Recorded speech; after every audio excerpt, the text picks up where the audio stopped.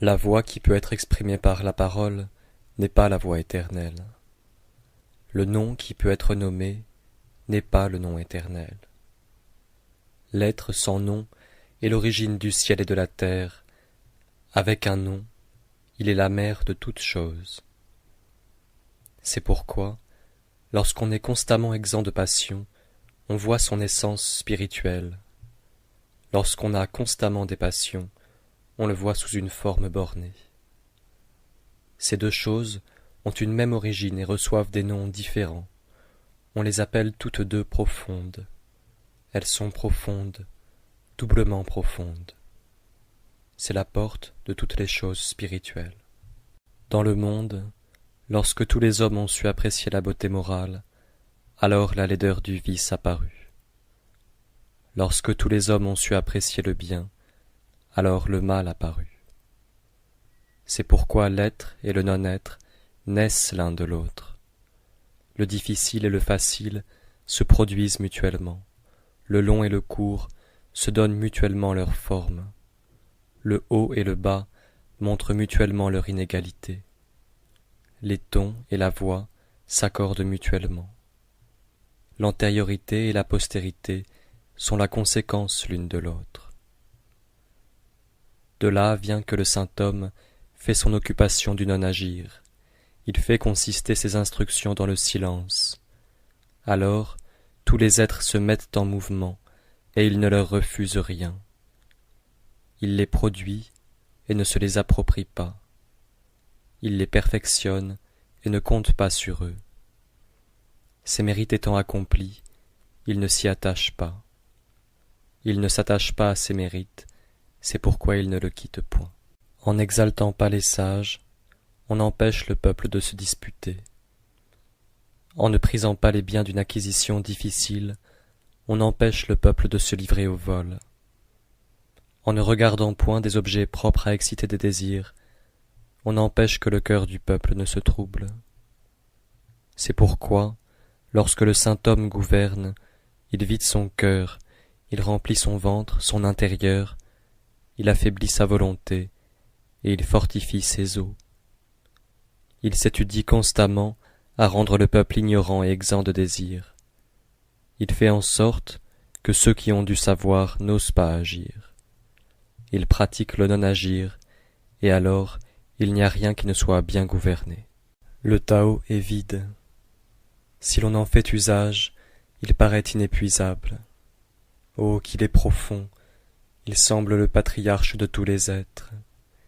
Il émousse sa subtilité, il se dégage de tout lien, il tempère sa splendeur, il s'assimile à la poussière. Oh, qu'il est pur, il semble subsister éternellement. J'ignore de qui il est fils, il semble avoir précédé le maître du ciel. Le ciel et la terre n'ont point d'affection particulière. Il regarde toutes les créatures comme le chien de paille du sacrifice. Le saint homme n'a point d'affection particulière. Il regarde tout le peuple comme le chien de paille du sacrifice. L'être, qui est entre le ciel et la terre, ressemble à un soufflet de forge qui est vide et ne s'épuise point, que l'on met en mouvement et qui produit de plus en plus de vent. Celui qui parle beaucoup du Tao est souvent réduit au silence. Il vaut mieux observer le milieu. L'esprit de la vallée ne meurt pas. On l'appelle la femelle mystérieuse. La porte de la femelle mystérieuse s'appelle la racine du ciel et de la terre. Il est éternel et semble exister matériellement. Si l'on en fait usage, on n'éprouve aucune fatigue. Le ciel et la terre ont une durée éternelle. S'ils peuvent avoir une durée éternelle, c'est parce qu'ils ne vivent pas pour eux seuls. C'est pourquoi ils peuvent avoir une durée éternelle. De là vient que le saint homme se met après les autres, et il devient le premier. Il se dégage de son corps, et son corps se conserve. N'est-ce pas qu'il n'a point d'intérêt privé? C'est pourquoi il peut réussir dans ses intérêts privés. L'homme d'une vertu supérieure est comme l'eau. L'eau excelle à faire du bien aux êtres et ne lutte point. Elle habite les lieux que déteste la foule. C'est pourquoi le sage approche du Tao. Il se plaît dans la situation la plus humble. Son cœur aime à être profond comme un abîme. S'il fait des largesses, il excelle à montrer de l'humanité. S'il parle, il excelle à pratiquer la vérité. S'il gouverne, il excelle à procurer la paix. S'il agit, il excelle à montrer sa capacité. S'il se meut, il excelle à se conformer au temps. Il ne lutte contre personne. C'est pourquoi il ne reçoit aucune marque de blâme. Il vaut mieux ne pas remplir un vase que de vouloir le maintenir lorsqu'il est plein. Si l'on aiguise une lame, bien qu'on l'explore avec la main, on ne pourra la conserver constamment tranchante. Si une salle est remplie d'or et de pierres précieuses, personne ne pourra les garder. Si l'on est comblé d'honneur et qu'on s'en enorgueillisse, on s'attirera des malheurs. Lorsqu'on a fait de grandes choses et obtenu de la réputation, il faut se retirer à l'écart. Telle est la voie du ciel. L'âme spirituelle doit commander à l'âme sensitive. Si l'homme conserve l'unité, elles pourront rester indissolubles. S'il dompte sa force vitale et la rend extrêmement souple, il pourra être comme un nouveau-né. S'il se délivre des lumières de l'intelligence, il pourra être exempt de toute infirmité morale. S'il chérit le peuple et procure la paix au royaume, il pourra pratiquer le non-agir. S'il laisse les portes du ciel s'ouvrir et se fermer, il pourra être comme la femelle, c'est-à-dire rester au repos. Si ces lumières pénètrent en tout lieu, il pourra paraître ignorant. Il produit les êtres et les nourrit. Il les produit et ne les regarde pas comme sa propriété. Il leur fait du bien et ne compte pas sur eux. Il règne sur eux et ne les traite pas en maîtres. C'est ce qu'on appelle posséder une vertu profonde. 30 raies se réunissent autour d'un moyeu. C'est de son vide que dépend l'usage du char. On pétrit de la terre glaise pour faire des vases. C'est de son vide que dépend l'usage des vases. On perce des portes et des fenêtres pour faire une maison. C'est de leur vide que dépend l'usage de la maison. C'est pourquoi l'utilité vient de l'être, l'usage naît du non-être. Les 5 couleurs émoussent la vue de l'homme. Les 5 notes de musique émoussent l'ouïe de l'homme. Les 5 saveurs émoussent le goût de l'homme. Les courses violentes, l'exercice de la chasse égarent le cœur de l'homme. Les biens d'une acquisition difficile poussent l'homme à des actes qui lui nuisent. De là vient que le saint homme s'occupe de son intérieur et ne s'occupe pas de ses yeux. C'est pourquoi il renonce à ceci et adopte cela. Le sage redoute la gloire comme l'ignominie. Son corps lui pèse comme une grande calamité. Qu'entend-on par ces mots? Il redoute la gloire comme l'ignominie. La gloire est quelque chose de bas. Lorsqu'on l'a obtenue, on est comme rempli de crainte. Lorsqu'on l'a perdu, on est comme rempli de crainte. C'est pourquoi l'on dit, il redoute la gloire comme l'ignominie. Qu'entend-on par ces mots? Son corps lui pèse comme une grande calamité. Si nous éprouvons de grandes calamités, c'est parce que nous avons un corps. Quand nous n'avons plus de corps, quand nous nous sommes dégagés de notre corps, quelle calamité pourrions-nous éprouver? C'est pourquoi, lorsqu'un homme redoute de gouverner lui-même l'empire, on peut lui confier l'empire. Lorsqu'il a regret de gouverner l'empire, on peut lui remettre le soin de l'empire. Vous regardez le Tao et vous ne le voyez pas. On le dit incolore. Vous l'écoutez et vous ne l'entendez pas. On le dit aphone. Vous voulez le toucher et vous ne l'atteignez pas. On le dit incorporel. Ces trois qualités ne peuvent être scrutées à l'aide de la parole. C'est pourquoi on les confond en une seule. Sa partie supérieure n'est point éclairée. Sa partie inférieure n'est point obscure. Il est éternel et ne peut être nommé.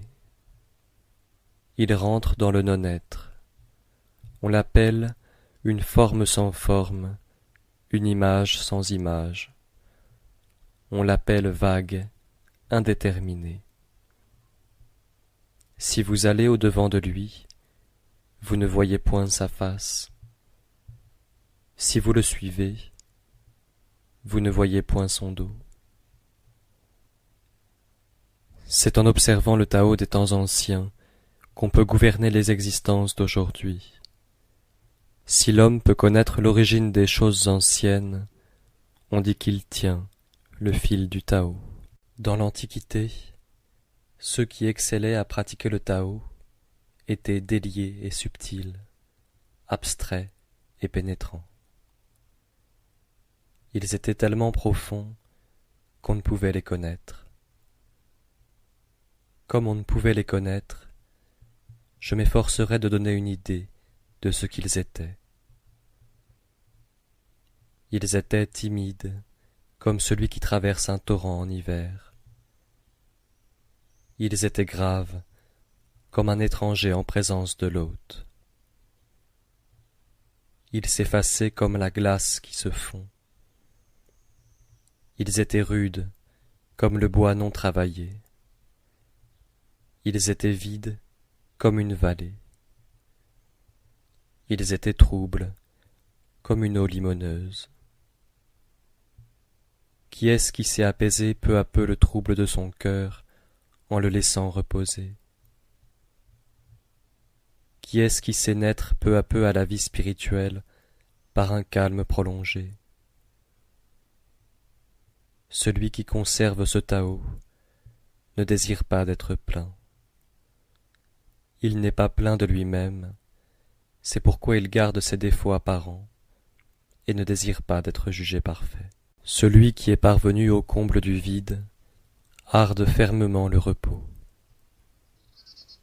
Les 10 000 êtres naissent ensemble. Ensuite, je les vois s'en retourner. Après avoir été dans un état florissant, chacun d'entre eux revient à son origine. Revenir à son origine s'appelle être en repos. Être en repos s'appelle revenir à la vie. Revenir à la vie s'appelle être constant. Savoir être constant s'appelle être éclairé.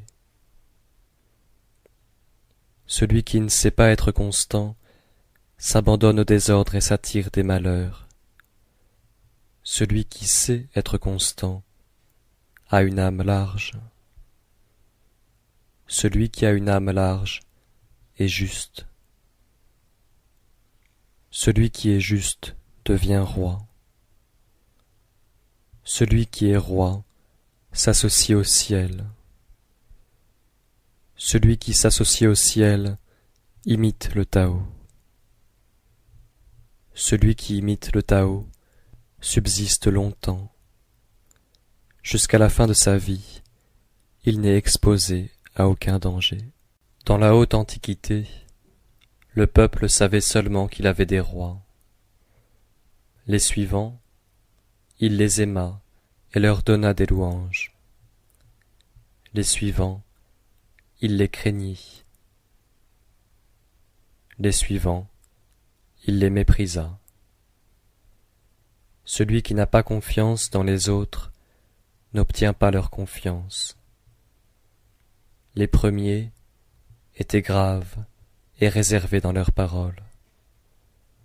Après qu'ils avaient acquis des mérites et réussi dans leurs desseins, les sans-famille disaient « Nous suivons notre nature ». Quand la grande voie eut dépéri, on vit paraître l'humanité et la justice. Quand la prudence et la perspicacité se furent montrées, on vit naître une grande hypocrisie. Quand les 6 parents eurent cessé de vivre en bonne harmonie, on vit des actes de piété filiale et d'affection paternelle. Quand les États furent tombés dans le désordre, on vit des sujets fidèles et dévoués. Si vous renoncez à la sagesse et quittez la prudence, le peuple sera 100 fois plus heureux. Si vous renoncez à l'humanité et quittez la justice, le peuple reviendra à la piété filiale et à l'affection paternelle. Si vous renoncez à l'habileté et quittez le lucre, les voleurs et les brigands disparaîtront. Renoncez à ces 3 choses et persuadez-vous que l'apparence ne suffit pas. C'est pourquoi je montre aux hommes ce à quoi ils doivent s'attacher, qu'ils tâchent de laisser voir leur simplicité, de conserver leur pureté, d'avoir peu d'intérêts privés et peu de désirs. Renoncez à l'étude et vous serez exempt de chagrin. Combien est petite la différence d'un oui bref et d'un oui lent. Combien est grande la différence du bien et du mal. Ce que les hommes craignent, on ne peut s'empêcher de le craindre. Ils s'abandonnent au désordre et ne s'arrêtent jamais. Les hommes de la multitude sont exaltés de joie comme celui qui se repaît de mets succulents, comme celui qui est monté, au printemps, sur une tour élevée. Moi seul je suis calme, mes affections n'ont pas encore germé. Je ressemble à un nouveau-né qui n'a pas encore souri à sa mère. Je suis détaché de tout, on dirait que je ne sais où aller. Les hommes de la multitude ont du superflu. Moi seul je suis comme un homme qui a perdu tout. Je suis un homme d'un esprit borné. Je suis dépourvu de connaissance. Les hommes de la multitude sont remplis de lumière. Moi seul, je suis comme plongé dans les ténèbres. Les hommes du monde sont doués de pénétration. Moi seul j'ai l'esprit trouble et confus. Je suis vague comme la mer, je flotte comme si je ne savais où m'arrêter. Les hommes de la multitude ont tous de la capacité. Moi seul je suis stupide, je ressemble à un homme rustique. Moi seul, je diffère des autres hommes parce que je révère la mère qui nourrit tous les êtres. Les formes visibles de la grande vertu émanent uniquement du Tao. Voici quelle est la nature du Tao. Il est vague, il est confus. Qu'il est confus, qu'il est vague. Au-dedans de lui, il y a des images, qu'il est vague, qu'il est confus. Au-dedans de lui, il y a une essence spirituelle. Cette essence spirituelle est profondément vraie. Au-dedans de lui réside le témoignage infaillible de ce qu'il est. Depuis les temps anciens jusqu'à aujourd'hui, son nom n'a point passé. Il donne naissance à tous les êtres. Comment sais-je qu'il en est ainsi de tous les êtres? Je le sais par le Tao. Ce qui est incomplet devient entier. Ce qui est courbé devient droit. Ce qui est creux devient plein. Ce qui est usé devient neuf. Avec peu de désir, on acquiert le Tao. Avec beaucoup de désir, on s'égare. De là vient que le saint homme conserve l'unité, et il est le modèle du monde.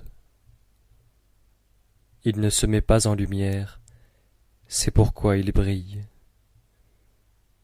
Il ne s'approuve point, c'est pourquoi il jette de l'éclat.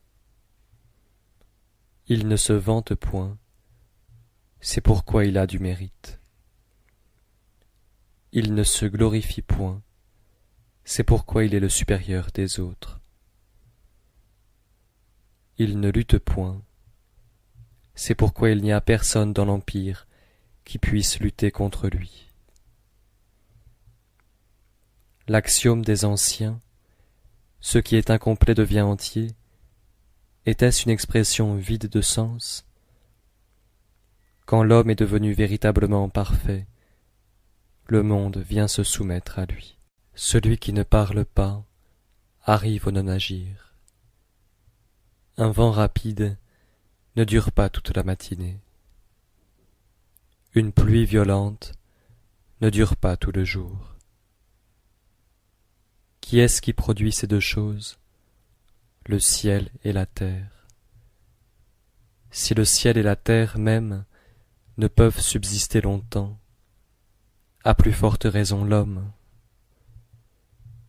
C'est pourquoi, si l'homme se livre au Tao, il s'identifie au Tao. S'il se livre à la vertu, il s'identifie à la vertu. S'il se livre au crime, il s'identifie au crime. Celui qui se dresse sur ses pieds ne peut se tenir droit. Celui qui étend les jambes ne peut marcher. Celui qui tient à ses vues n'est point éclairé. Celui qui s'approuve lui-même ne brille pas. Celui qui se vante n'a point de mérite. Celui qui se glorifie ne subsiste pas longtemps. Si l'on juge cette conduite selon le Tao, on la compare à un reste d'aliment ou à un goitre hideux qui inspirent aux hommes un constant dégoût. C'est pourquoi celui qui possède le Tao ne s'attache pas à cela. Il est un être confus qui existait avant le ciel et la terre. Oh, qu'il est calme! Oh, qu'il est immatériel! Il subsiste seul et ne change point. Il circule partout et ne périclite point.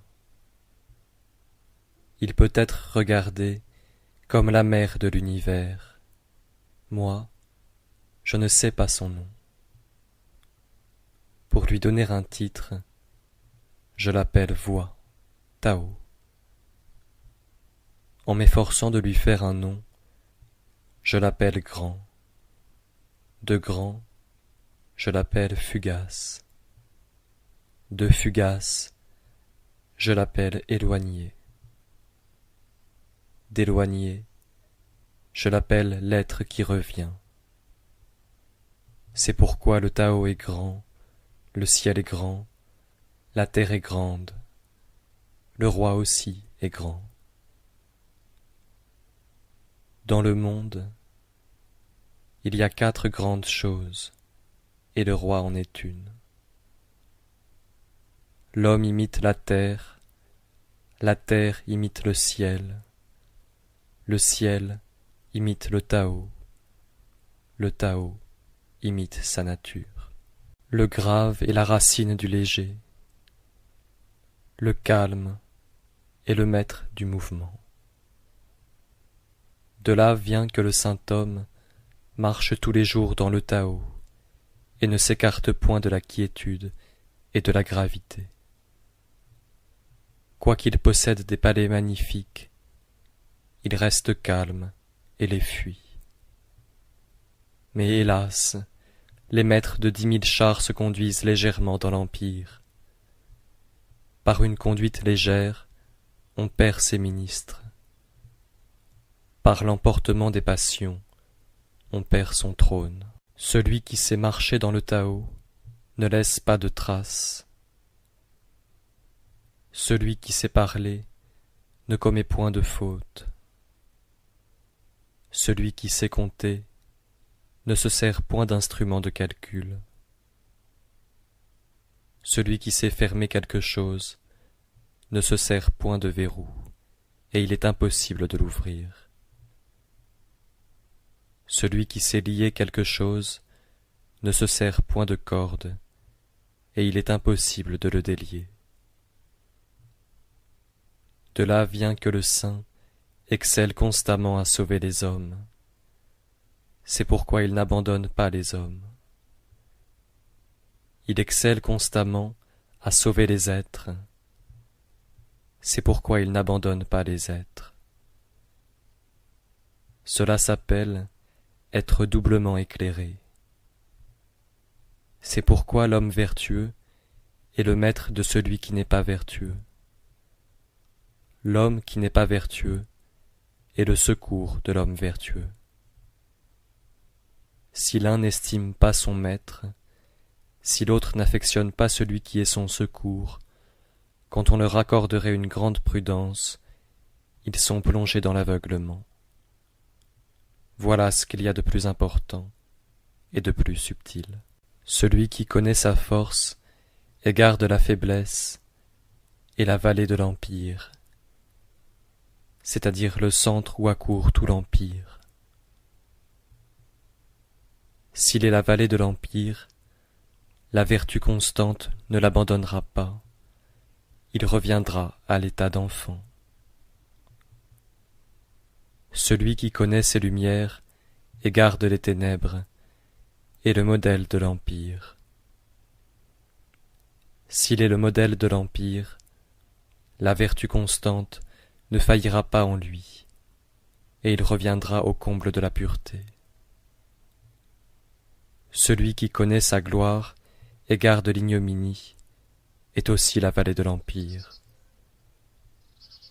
S'il est la vallée de l'empire, sa vertu constante atteindra la perfection, et il reviendra à la simplicité parfaite, au Tao.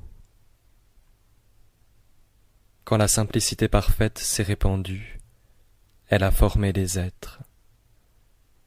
Lorsque le saint homme est élevé aux emplois, il devient le chef des magistrats. Il gouverne grandement et ne blesse personne. Si l'homme agit pour gouverner parfaitement l'empire, je vois qu'il n'y réussira pas. L'empire est comme un vase divin auquel l'homme ne doit pas travailler. S'il y travaille, il le détruit. S'il veut le saisir, il le perd. C'est pourquoi, parmi les êtres, les uns marchent en avant et les autres suivent. Les uns réchauffent et les autres refroidissent. Les uns sont forts et les autres faibles. Les uns se meuvent et les autres s'arrêtent. De là vient que le saint homme supprime les excès, le luxe et la magnificence. Celui qui aide le maître des hommes par le Tao ne doit pas subjuguer l'empire par les armes. Quoi qu'on fasse aux hommes, ils rendent l'appareil. Partout séjournent les troupes, on voit naître les épines et les ronces. À la suite des grandes guerres, il y a nécessairement des années de disette. L'homme vertueux frappe un coup décisif et s'arrête. Il n'ose subjuguer l'empire par la force des armes. Il frappe un coup décisif et ne se vante point. Il frappe un coup décisif et ne se glorifie point. Il frappe un coup décisif et ne s'enorgueillit point. Il frappe un coup décisif et ne combat que par nécessité. Il frappe un coup décisif et ne veut point paraître fort. Quand les êtres sont arrivés à la plénitude de leur force, ils vieillissent. Cela s'appelle ne pas imiter le Tao. Celui qui n'imite pas le Tao ne tarde pas à périr. Les armes les plus excellentes sont des instruments de malheur. Tous les hommes les détestent. C'est pourquoi celui qui possède le Tao ne s'y attache pas. En temps de paix, le sage estime la gauche. Celui qui fait la guerre estime la droite. Les armes sont des instruments de malheur, ce ne sont point les instruments du sage. Il ne s'en sert que lorsqu'il ne peut s'en dispenser, et met au premier rang le calme et le repos. S'il triomphe, il ne s'en réjouit pas. S'en réjouir, c'est aimer à tuer les hommes. Celui qui aime à tuer les hommes ne peut réussir à régner sur l'empire. Dans les événements heureux, on préfère la gauche. Dans les événements malheureux, on préfère la droite. Le général en second occupe la gauche. Le général en chef occupe la droite. Je veux dire qu'on le place suivant les rites funèbres. Celui qui a tué une multitude d'hommes doit pleurer sur eux avec des larmes et des sanglots. Celui qui a vaincu dans un combat, on le place suivant les rites funèbres. Le Tao est éternel et n'a pas de nom. Quoiqu'il soit petit de sa nature, le monde entier ne pourrait le subjuguer. Si les vassaux et les rois peuvent le conserver, tous les êtres viendront spontanément se soumettre à eux. Le ciel et la terre s'uniront ensemble pour faire descendre une douce rosée, et les peuples se pacifieront d'eux-mêmes sans que personne le leur ordonne. Dès que le Tao se fut divisé, il eut un nom. Ce nom, une fois établi, il faut savoir se retenir. Celui qui sait se retenir ne périclite jamais. Le Tao est répandu dans l'univers. Tous les êtres retournent à lui, comme les rivières et les ruisseaux des montagnes retournent aux fleuves et aux mers. Celui qui connaît les hommes est prudent. Celui qui se connaît lui-même est éclairé. Celui qui dompte les hommes est puissant. Celui qui se dompte lui-même est fort. Celui qui sait se suffire est assez riche. Celui qui agit avec énergie est doué d'une ferme volonté. Celui qui ne s'écarte point de sa nature subsiste longtemps. Celui qui meurt et ne périt pas jouit d'une éternelle longévité. Le Tao s'étend partout. Il peut aller à gauche comme à droite. Tous les êtres comptent sur lui pour naître, et il ne les repousse point. Quand ses mérites sont accomplis, il ne se les attribue point. Il aime et nourrit tous les êtres, et ne se regarde pas comme leur maître. Il est constamment sans désir. On peut l'appeler petit.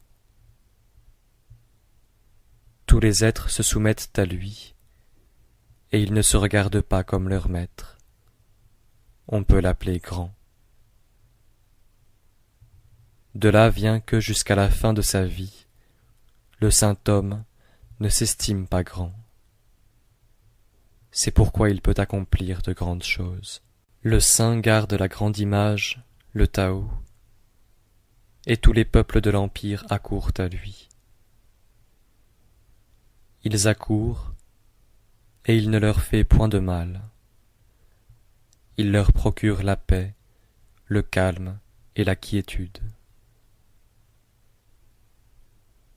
La musique et les mets exquis retiennent l'étranger qui passe. Mais lorsque le Tao sort de notre bouche, il est fade et sans saveur.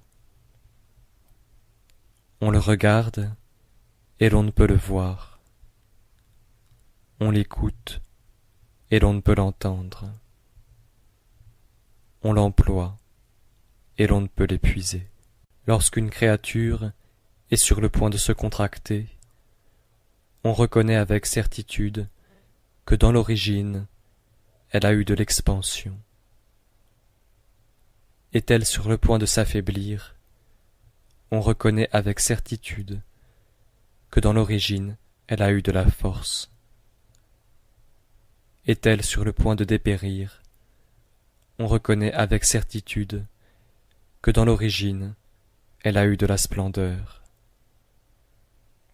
Est-elle sur le point d'être dépouillée de tout, on reconnaît avec certitude que dans l'origine, elle a été comblée de dons.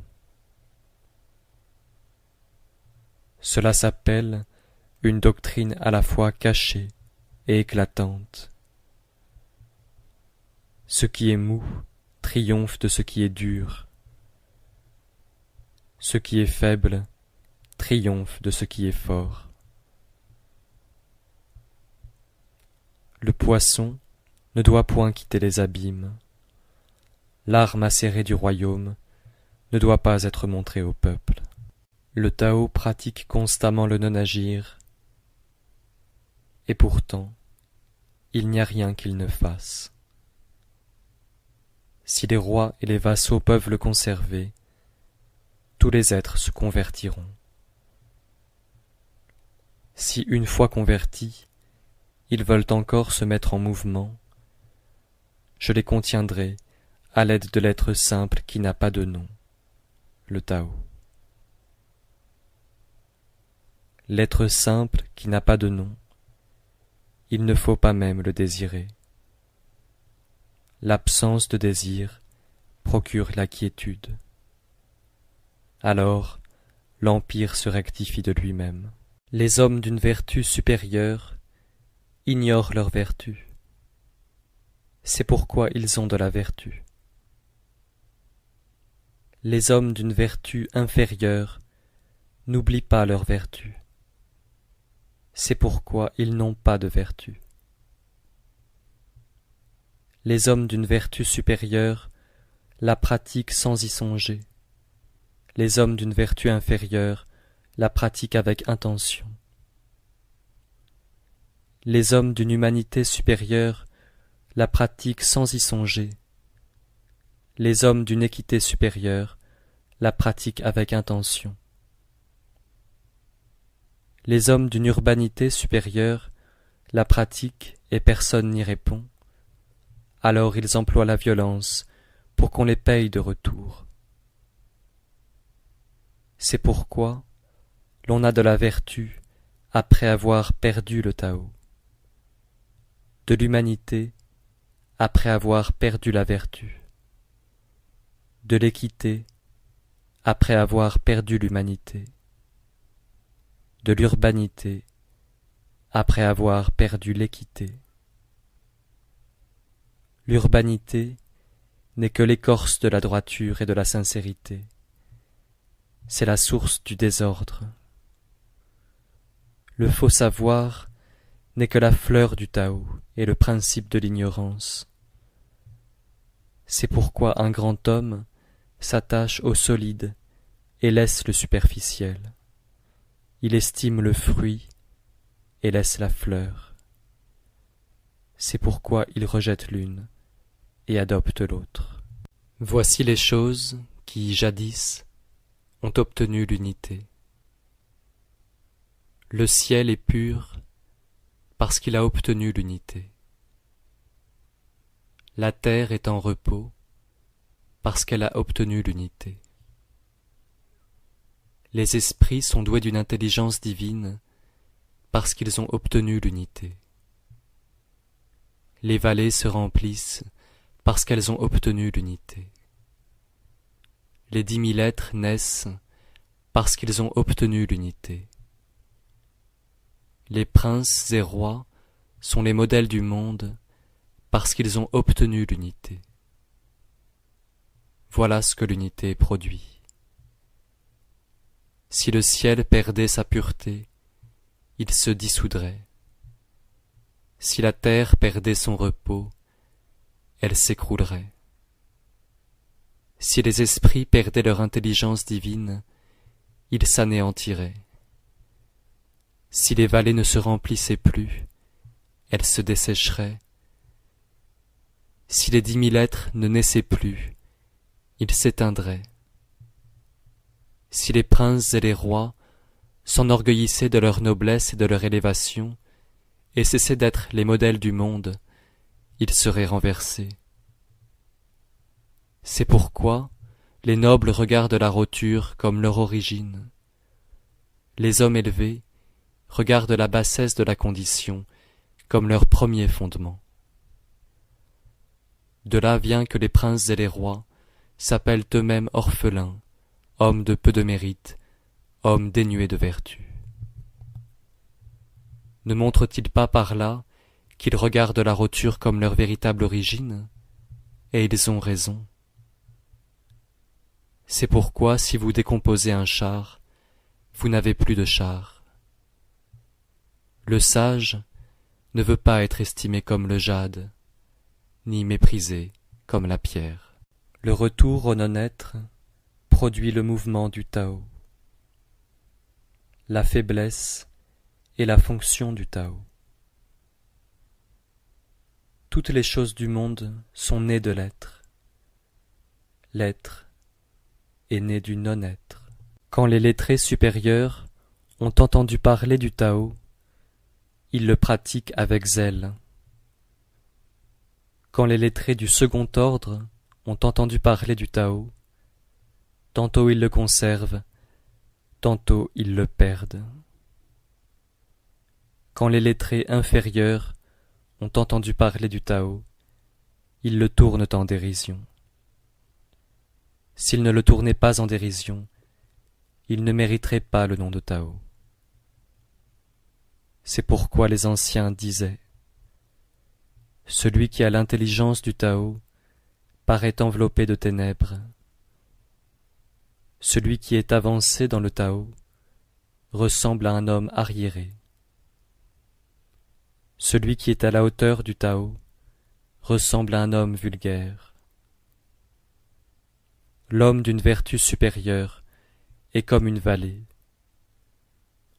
L'homme d'une grande pureté est comme couvert d'opprobre. L'homme d'un mérite immense paraît frappé d'incapacité. L'homme d'une vertu solide semble dénué d'activité. L'homme simple et vrai semble vil et dégradé. C'est un grand carré dont on ne voit pas les angles, un grand vase qui semble loin d'être achevé, une grande voix dont le son est imperceptible, une grande image dont on n'aperçoit point la forme.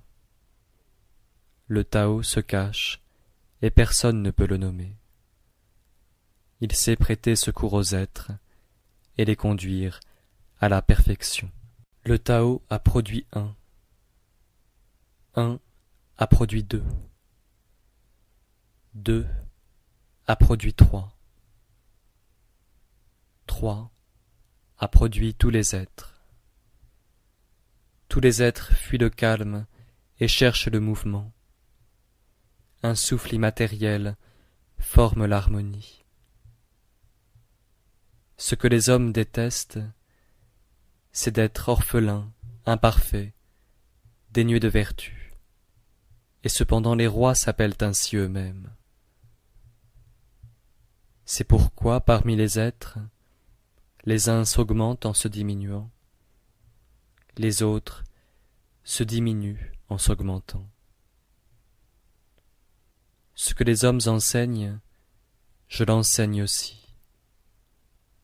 Les hommes violents et inflexibles n'obtiennent point une mort naturelle. Je veux prendre leur exemple pour la base de mes instructions. Les choses les plus molles du monde subjuguent les choses les plus dures du monde. Le non-être traverse les choses impénétrables. C'est par là que je sais que le non-agir est utile. Dans l'univers, il y a bien peu d'hommes qui sachent instruire sans parler et tirer profit du non-agir. Qu'est-ce qui nous touche de plus près, de notre gloire ou de notre personne? Qu'est-ce qui nous est le plus précieux, de notre personne ou de nos richesses? Quel est le plus grand malheur, de les acquérir ou de les perdre? C'est pourquoi celui qui a de grandes passions est nécessairement exposé à de grands sacrifices. Celui qui cache un riche trésor éprouve nécessairement de grandes pertes.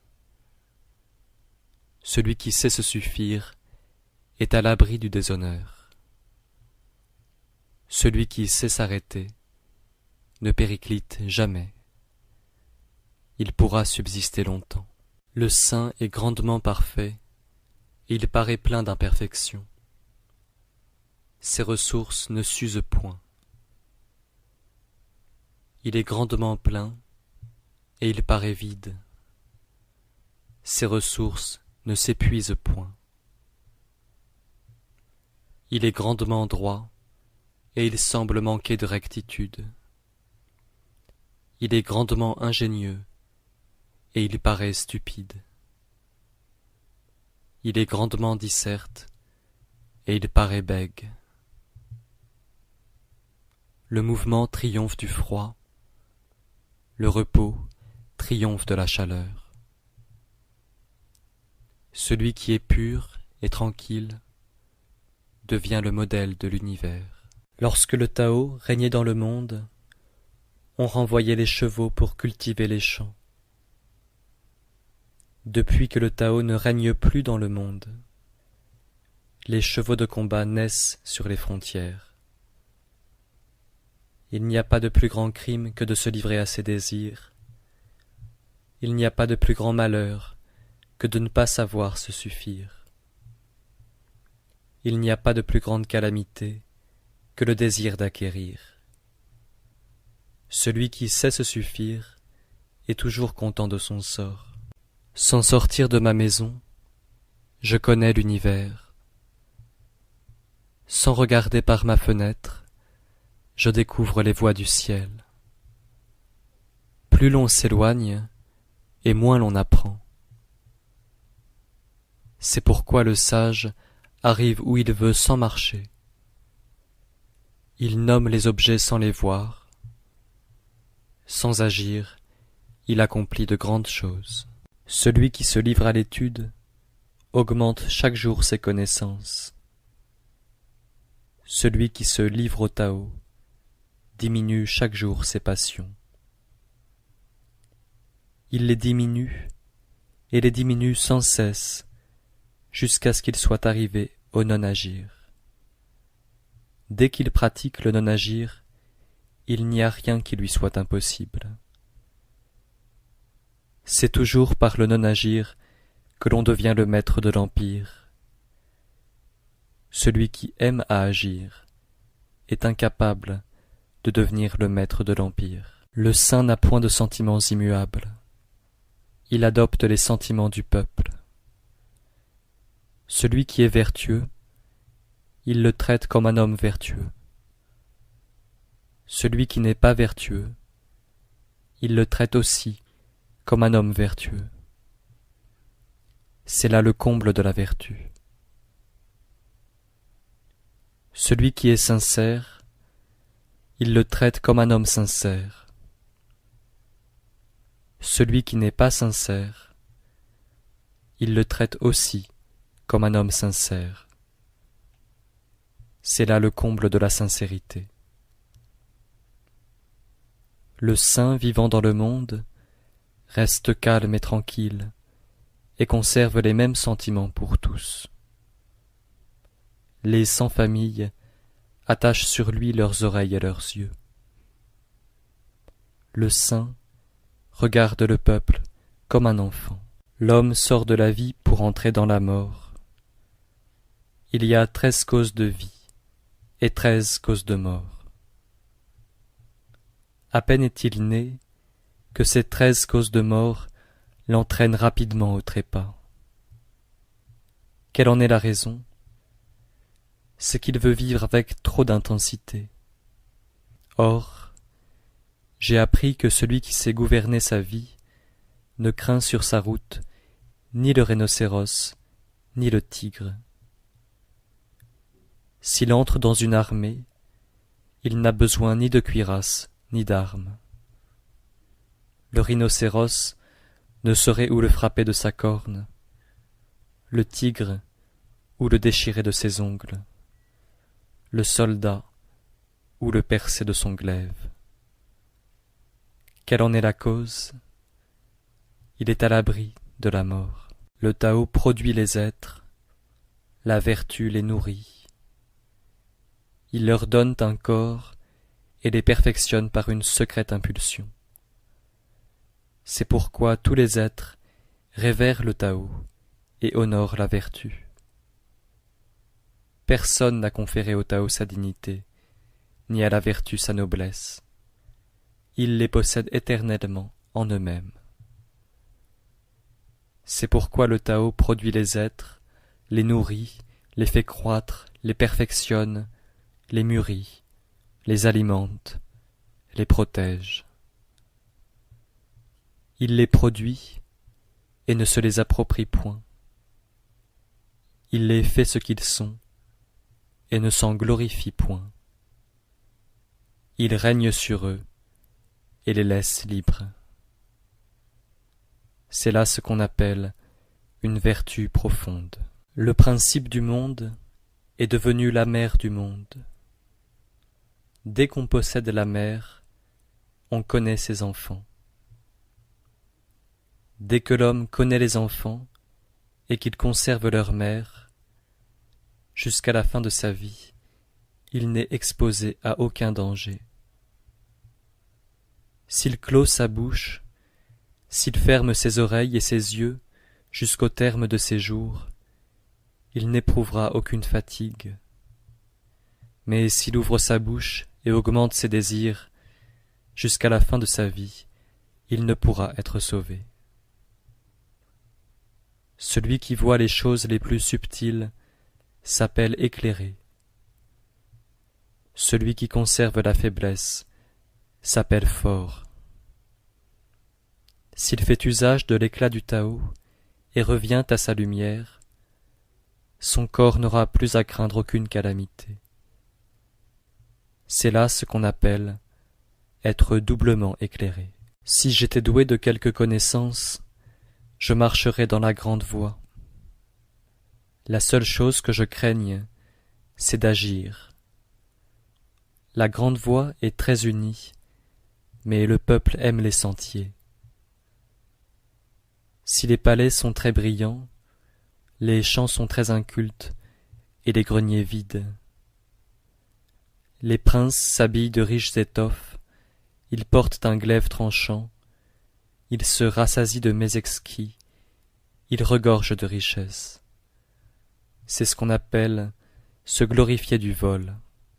Ce n'est point pratiquer le Tao.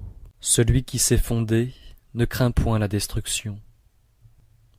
Celui qui sait conserver ne craint point de perdre. Ses fils et ses petits-fils lui offriront des sacrifices sans interruption.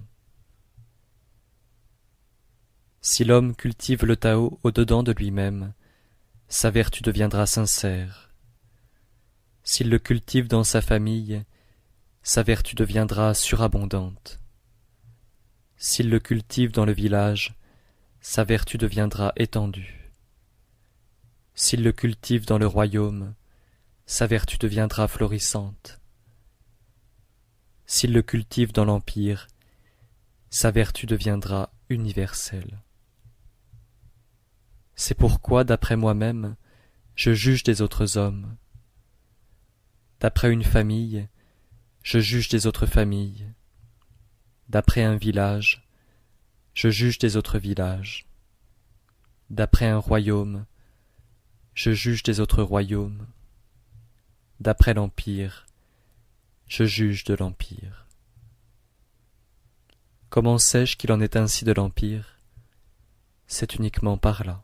Celui qui possède une vertu solide ressemble à un nouveau-né, qui ne craint ni la piqûre des animaux venimeux, ni les griffes des bêtes féroces, ni les serres des oiseaux de proie.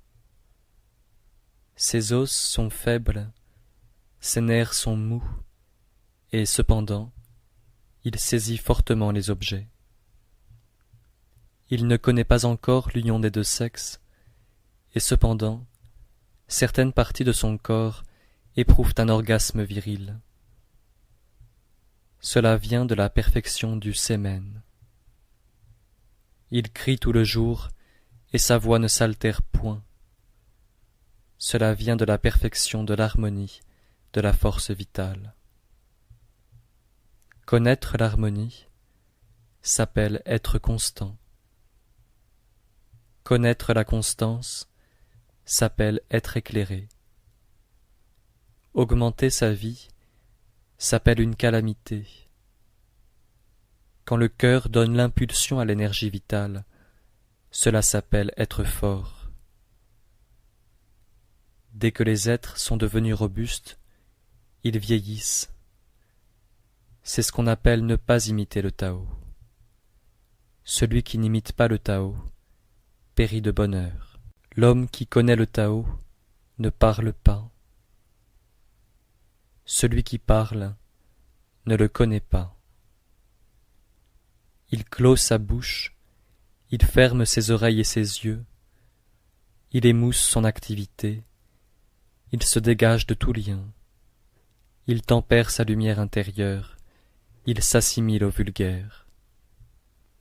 On peut dire qu'il ressemble au Tao. Il est inaccessible à la faveur comme à la disgrâce, au profit comme au détriment, aux honneurs comme à l'ignominie. C'est pourquoi il est l'homme le plus honorable de l'univers. Avec la droiture, on gouverne le royaume. Avec la ruse, on fait la guerre. Avec le non-agir, on devient le maître de l'empire. Comment sais-je qu'il en est ainsi de l'empire? Par ceci. Plus le roi multiplie les prohibitions et les défenses, et plus le peuple s'appauvrit. Plus le peuple a d'instruments de lucre, et plus le royaume se trouble. Plus le peuple a d'adresse et d'habileté, et plus l'on voit fabriquer d'objets bizarres. Plus les lois se manifestent, et plus les voleurs s'accroissent. C'est pourquoi le saint dit « Je pratique le non-agir, et le peuple se convertit de lui-même. J'aime la quiétude, et le peuple se rectifie de lui-même. Je m'abstiens de toute occupation, et le peuple s'enrichit de lui-même. Je me dégage de tout désir, et le peuple revient de lui-même à la simplicité. Lorsque l'administration paraît dépourvue de lumière, le peuple devient riche. Lorsque l'administration est clairvoyante, le peuple manque de tout. Le bonheur naît du malheur, le malheur est caché au sein du bonheur. Qui peut en prévoir la fin? Si le prince n'est pas droit, les hommes droits deviendront trompeurs, et les hommes vertueux pervers. Les hommes sont plongés dans l'erreur, et cela dure depuis bien longtemps. C'est pourquoi le saint est juste et ne blesse pas le peuple. Il est désintéressé et ne lui fait pas de tort. Il est droit et ne le redresse pas. Il est éclairé et ne l'éblouit pas. Pour gouverner les hommes et servir le ciel, rien n'est comparable à la modération. La modération doit être le premier soin de l'homme. Quand elle est devenue son premier soin, on peut dire qu'il accumule abondamment la vertu. Quand il accumule abondamment la vertu, il n'y a rien dont il ne triomphe. Quand il n'y a rien dont il ne triomphe, personne ne connaît ses limites. Quand personne ne connaît ses limites, il peut posséder le royaume. Celui qui possède la mer du royaume peut subsister longtemps. C'est ce qu'on appelle avoir des racines profondes et une tige solide. Voilà l'art de vivre longuement et de jouir d'une existence durable. Pour gouverner un grand royaume, on doit imiter celui qui fait cuire un petit poisson. Lorsque le prince dirige l'empire par le Tao, les démons ne montrent point leur puissance. Ce n'est point que les démons manquent de puissance, c'est que les démons ne blessent point les hommes. Ce n'est point que les démons ne puissent blesser les hommes, c'est que le saint lui-même ne blesse point les hommes. Ni le saint, ni les démons ne les blessent, c'est pourquoi ils confondent ensemble leurs vertus. Un grand royaume doit s'abaisser comme les fleuves et les mers, où se réunissent toutes les eaux de l'empire. Dans le monde, tel est le rôle de la femelle. En restant en repos, elle triomphe constamment du mal. Ce repos est une sorte d'abaissement.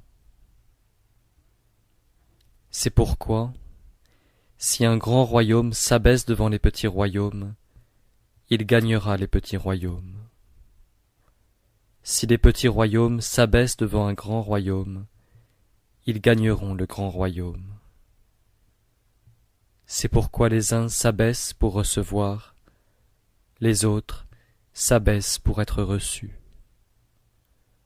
Ce que désire uniquement un grand royaume, c'est de réunir et de gouverner les autres hommes. Ce que désire uniquement un petit royaume, c'est d'être admis à servir les autres hommes. Alors, tous deux obtiennent ce qu'ils désiraient. Mais les grands doivent s'abaisser. Le Tao est l'asile de tous les êtres. C'est le trésor de l'homme vertueux et l'appui du méchant. Les paroles excellentes peuvent faire notre richesse. Les actions honorables peuvent nous élever au-dessus des autres. Si un homme n'est pas vertueux, pourrait-on le repousser avec mépris? C'est pour cela qu'on avait établi un empereur et institué 3 ministres. Il est beau de tenir devant soi une tablette de jade ou d'être monté sur un quadrige, mais il vaut mieux rester assis pour avancer dans le Tao. Pourquoi les anciens estimaient-ils le Tao? N'est-ce pas parce qu'on le trouve naturellement sans le chercher tout le jour? N'est-ce pas parce que les coupables obtiennent par lui la liberté et la vie? C'est pourquoi le Tao est l'être le plus estimable du monde. Le sage pratique le non-agir, il s'occupe de la non-occupation et savoure ce qui est sans saveur. Les choses, grandes ou petites, nombreuses ou rares, sont égales à ses yeux. Il venge ses injures par des bienfaits. Il commence par des choses aisées lorsqu'il en médite de difficiles, par de petites choses lorsqu'il en projette de grandes. Les choses les plus difficiles du monde ont nécessairement commencé par être aisées. Les choses les plus grandes du monde ont nécessairement commencé par être petites. De là vient que jusqu'à la fin, le saint ne cherche point à faire de grandes choses. C'est pourquoi il peut accomplir de grandes choses. Celui qui promet à la légère tient rarement sa parole. Celui qui trouve beaucoup de choses faciles éprouve nécessairement de grandes difficultés. De là vient que le saint trouve tout difficile. C'est pourquoi, jusqu'au terme de sa vie, il n'éprouve nulle difficulté. Ce qui est calme est aisé à maintenir.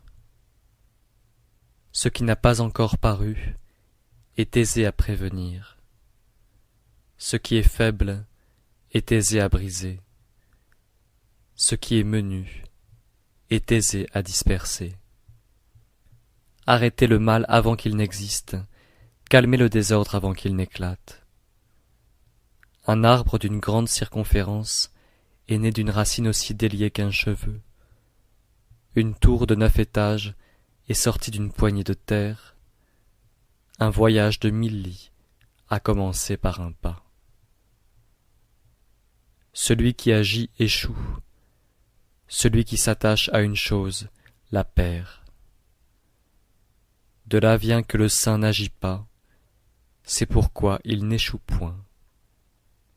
Il ne s'attache à rien, c'est pourquoi il ne perd point. Lorsque le peuple fait une chose, il échoue toujours au moment de réussir. Soyez attentifs, à la fin comme au commencement, et alors vous n'échouerez jamais. De là vient que le saint fait consister ses désirs dans l'absence de tout désir. Il n'estime point les biens d'une acquisition difficile. Il fait consister son étude dans l'absence de toute étude, et se préserve des fautes des autres hommes.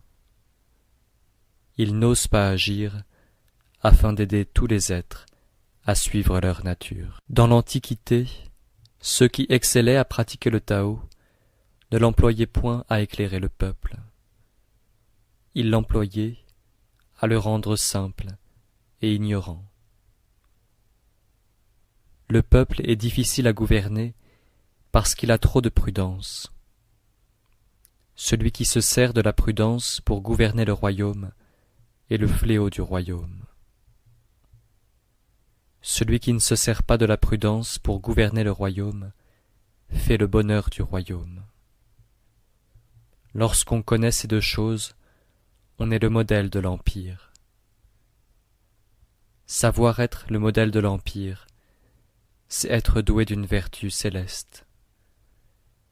Cette vertu céleste est profonde, immense, opposée aux créatures. Par elle, on parvient à procurer une paix générale. Pourquoi les fleuves et les mers peuvent-ils être les rois de toutes les eaux? Parce qu'ils savent se tenir au-dessous d'elles. C'est pour cela qu'ils peuvent être les rois de toutes les eaux. Aussi, lorsque le saint désire d'être au-dessus du peuple, il faut que par ses paroles, il se mette au-dessous de lui. Lorsqu'il désire d'être placé en avant du peuple, il faut que de sa personne, il se mette après lui. De là vient que le saint est placé au-dessus de tous, et il n'est point à charge au peuple. Il est placé en avant de tous, et le peuple n'en souffre pas. Aussi tout l'Empire aime à le servir, et ne s'en lasse point. Comme il ne dispute pas le premier rang, il n'y a personne dans l'Empire qui puisse le lui disputer. Dans le monde, tous me disent éminent, mais je ressemble à un homme borné. C'est uniquement parce que je suis éminent que je ressemble à un homme borné. Quant à ceux qu'on appelle éclairés, il y a longtemps que leur médiocrité est connue. Je possède 3 choses précieuses. Je les tiens et les conserve comme un trésor. La première s'appelle l'affection. La seconde s'appelle l'économie. La troisième s'appelle l'humilité, qui m'empêche de vouloir être le premier de l'Empire. J'ai de l'affection, c'est pourquoi je puis être courageux. J'ai de l'économie, c'est pourquoi je puis faire de grandes dépenses. Je n'ose être le premier de l'Empire, c'est pourquoi je puis devenir le chef de tous les hommes. Mais aujourd'hui, on laisse l'affection pour s'abandonner au courage. On laisse l'économie pour se livrer à de grandes dépenses. On laisse le dernier rang pour rechercher le premier. Voilà qui conduit à la mort. Si l'on combat avec un cœur rempli d'affection, on remporte la victoire. Si l'on défend une ville, elle est inexpugnable. Quand le ciel veut sauver un homme, il lui donne l'affection pour le protéger. Celui qui excelle à commander une armée n'a pas une ardeur belliqueuse. Celui qui excelle à combattre ne se laisse pas aller à la colère. Celui qui excelle à vaincre ne lutte pas. Celui qui excelle à emporter les hommes se met au-dessous d'eux. C'est là ce qu'on appelle posséder la vertu qui consiste à ne point lutter. C'est ce qu'on appelle savoir se servir des forces des hommes.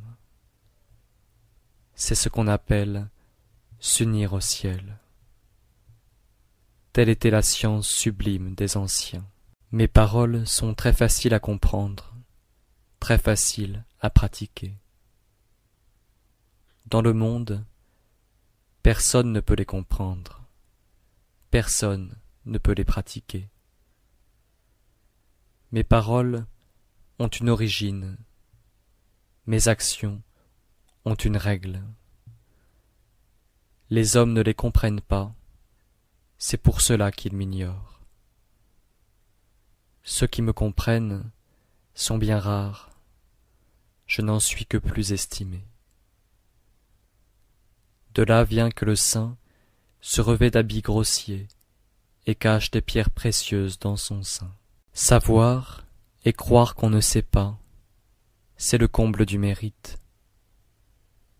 Ne pas savoir et croire qu'on sait, c'est la maladie des hommes.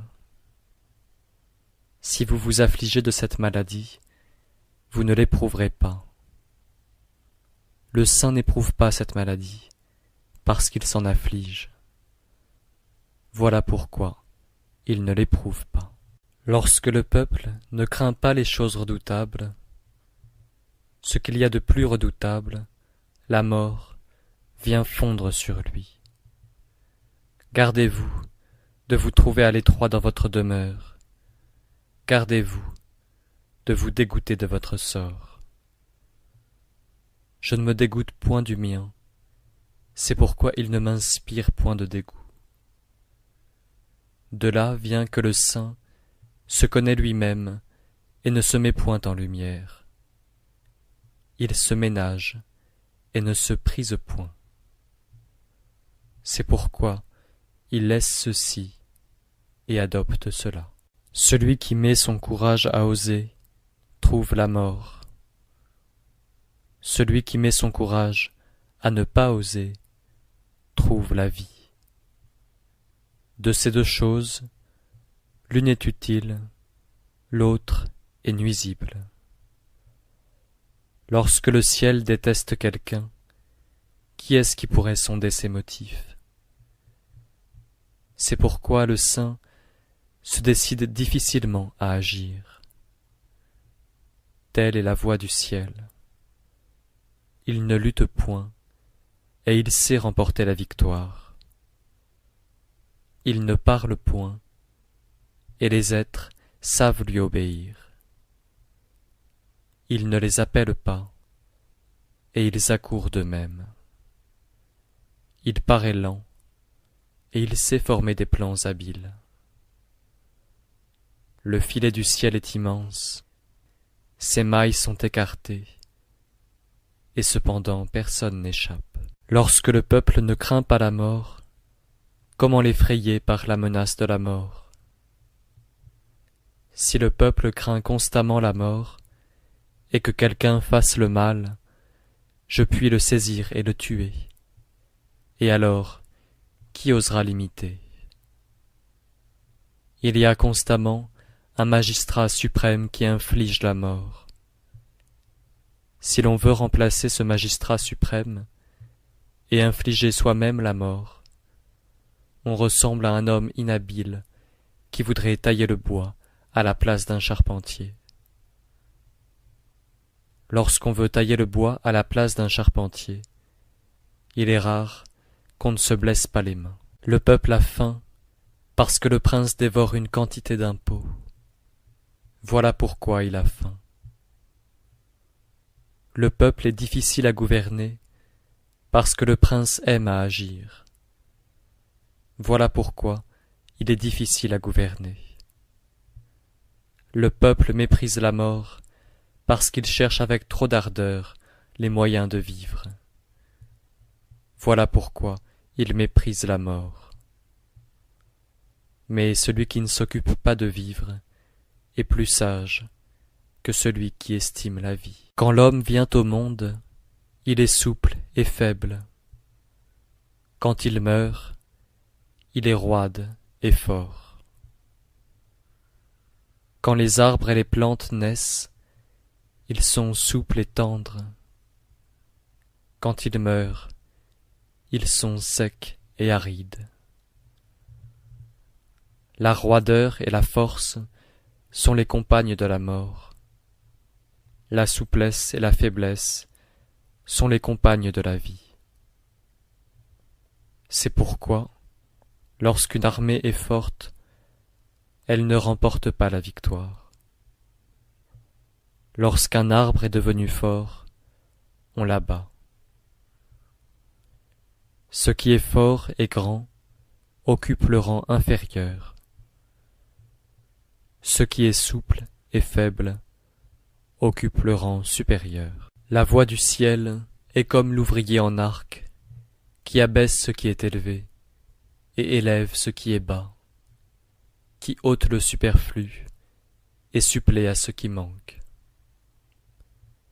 Le ciel ôte à ceux qui ont du superflu pour aider ceux qui n'ont pas assez.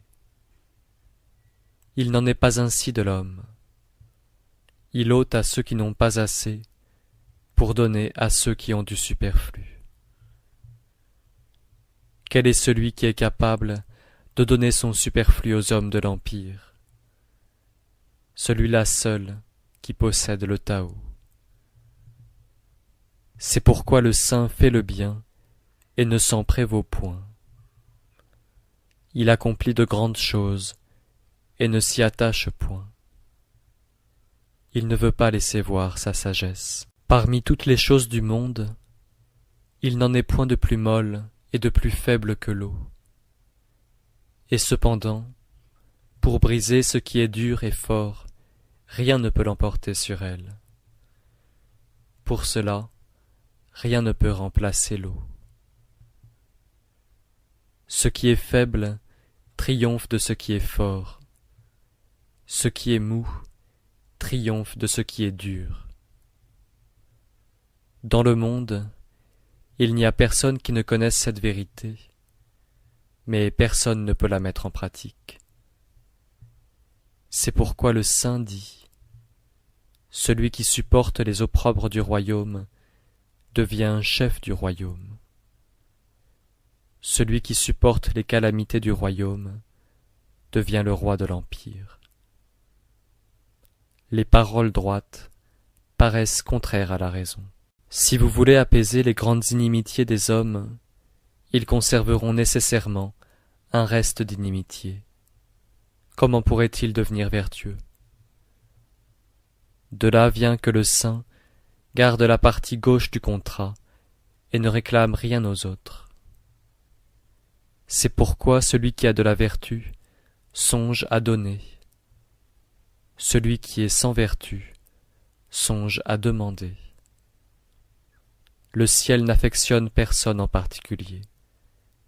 Il donne constamment aux hommes vertueux. Si je gouvernais un petit royaume et un peuple peu nombreux, n'eût-il des armes que pour 10 ou 100 hommes, je l'empêcherais de s'en servir. J'apprendrais au peuple à craindre la mort et à ne pas émigrer au loin. Quand il aurait des bateaux et des chars, il n'y monterait pas. Quand il aurait des cuirasses et des lances, il ne les porterait pas. Je le ferai revenir à l'usage des cordelettes nouées. Il savourerait sa nourriture, il trouverait de l'élégance dans ses vêtements, il se plairait dans sa demeure, il aimerait ses simples usages. Si un autre royaume se trouvait en face du mien, et que les cris des coqs et des chiens s'entendissent de l'un à l'autre, mon peuple arriverait à la vieillesse et à la mort, sans avoir visité le peuple voisin. Les paroles sincères ne sont pas élégantes. Les paroles élégantes ne sont pas sincères. L'homme vertueux n'est pas disserte. Celui qui est disserte n'est pas vertueux. Celui qui connaît le Tao n'est pas savant. Celui qui est savant ne le connaît pas. Le saint n'accumule pas les richesses. Plus il emploie sa vertu dans l'intérêt des hommes, et plus elle augmente. Plus il donne aux hommes, et plus il s'enrichit. Telle est la voie du ciel, qu'il est utile aux êtres et ne leur nuit point. Telle est la voie du saint, qu'il agit et ne dispute point.